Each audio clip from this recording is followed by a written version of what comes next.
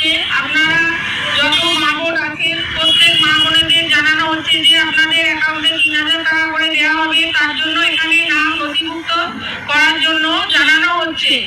অতি সত্বর আপনারা এসে এখানে আপনারা নাম নথিভুক্ত করিয়ে যান। শক্তি কার্ড বিলিতে তরজা, ফটোকপির দোকান থেকে ফর্ম বিলি করা হচ্ছে বলে অভিযোগ। আর ভোটের মুখে টাকার প্রলোভনের অভিযোগ। বিজেপির বিরুদ্ধে অভিযোগ করছে তৃণমূল।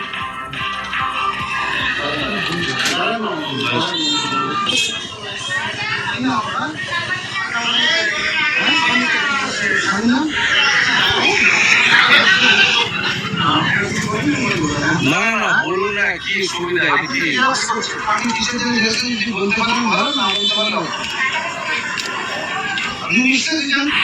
এই যে ফর্ম দেখছেন মাতৃশক্তি কার্ড বিলির ফর্ম, আর তাতেই তরজা অভিযোগ করছে তৃণমূল। ভোটের মুখে টাকার প্রলোভনের অভিযোগ।